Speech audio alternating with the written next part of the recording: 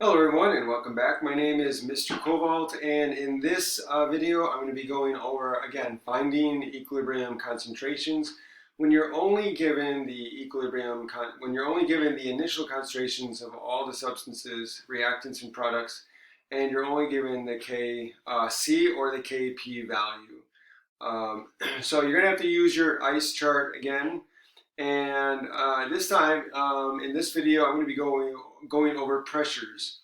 So we're going to use the Kp value to figure out what the change is, and then also figure out what the equilibrium pressures are going to be. Okay, so again, the first thing you need to do is you got to set up your ice chart. Okay. So remember, I is for the initial concentrations or pressures. C is for the change in the concentration or pressure. And E is the equilibrium concentration or pressure. Okay. So then the next thing we need to do is determine the Q, the reaction quotient in terms of pressure. So here we're going to find Q. Here, let's do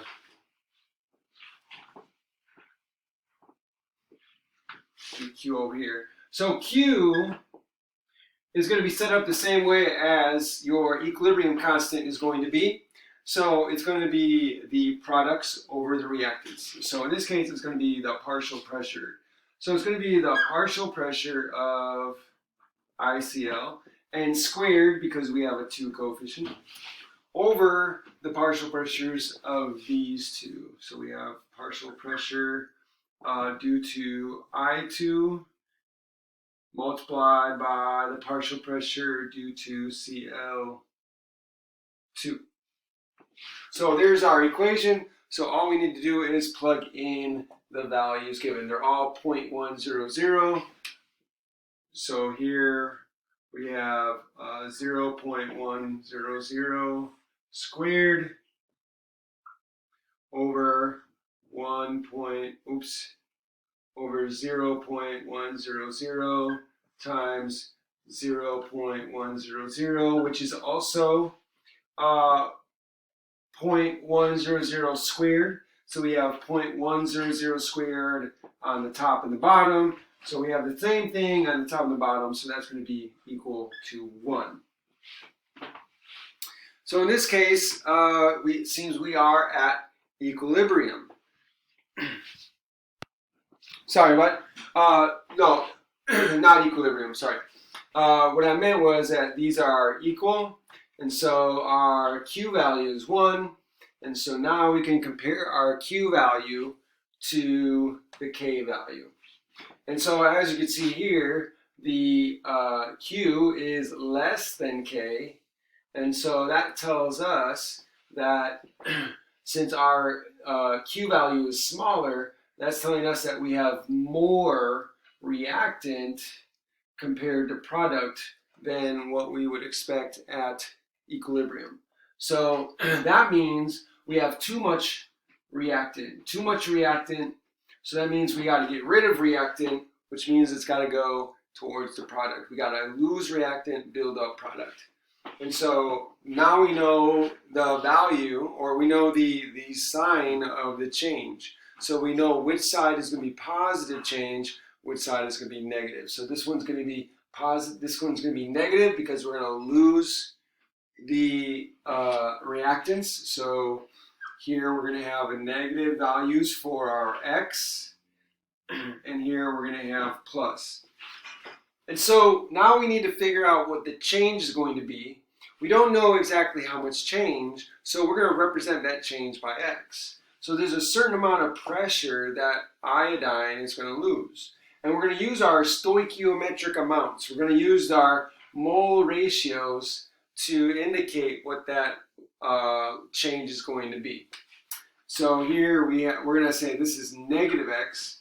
So if this is negative X, if we're going to lose a certain amount here of this reactant, well, since this is a 1-to-1 ratio with our coefficients, then this is also going to be x, since it's the same. So if this loses x amount, then this is going to lose x amount of pressure. If we're losing pressure on this side, we're losing reactants, we're gaining products on this side. So we're going to gain pressure. So notice it's a 1:2 ratio here. So this is going to be a gain of 2x. So there's our change. So we're going to lose x amount here, we're going to lose x amount here, we're going to gain a 2x amount there. And now all we need to do is just add the two together, and we'll get our equilibrium. So the equilibrium amount here is going to be 0.100 minus x. This is the same, so it's going to be 0.100 minus x.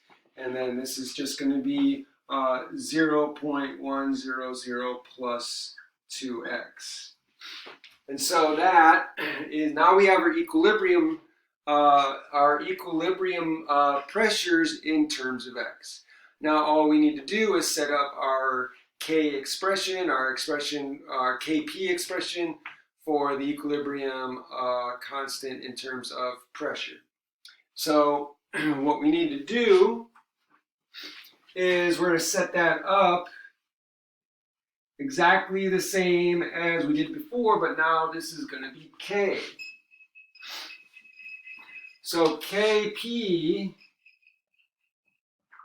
is going to be equal to the pressure of ICL squared over the pressure of I2 times pressure of Cl2.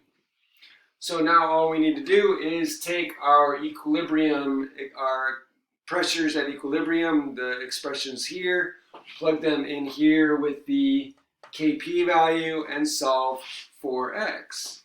So all you need to do is say, okay, well, Kp is going to be equal to, here's the product, so that's going to be 0.100 plus 2x, that's going to be squared, minus, over, and then you've got these two, which is also squared, so these are the same, so multiplied together, it's going to be squared. So here, 0.100 minus x squared. So then you can get rid of the squares by taking the square root. So I take the square root of this, and that becomes 0.100 plus 2x over 0.100 minus x, and of course equal to Kp, which is equal to 81.9. So now all you need to do is just solve this for x, just simple algebra. And so when you do that, the answer becomes 0.0729. So x is equal to 0.0729. And so that's the change. So then what we do is we take this x and we plug it into the x's here, and we'll get our equilibrium pressures. So when we plug this in, so 0.1 minus this amount is 0.027. So this becomes 0.027. I believe that's in atmospheres, yes. So this is going to be atmospheres. This is also, since these are the same, then this applies to both of them. So this is going to be 0.027 atmospheres. And then this, you could do the same thing, and that's going to become 0.246. So this becomes 0.246. So 0.246 0.46 atmospheres. And so that's how you go about solving this sort of problem. Once again, the steps are, if you are given the initial concentrations or pressures of a reaction, and you want to know what the equilibrium pressures or concentrations are, and all you're given is the initial pressures or concentrations, and you're given the Kp or the Kc, then what you need to do is first find the Q, find the reaction quotient, and find out how that compares to the K value. Again, if it's smaller than the K value, then that means that you're going to be going towards the products. If it's larger, you're going to be going towards the reactants. If it's equal, then you're at equilibrium, and you should have the initial concentrations or pressures will be your equilibrium pressures or concentrations. But that sort of problem is not really a lot of fun.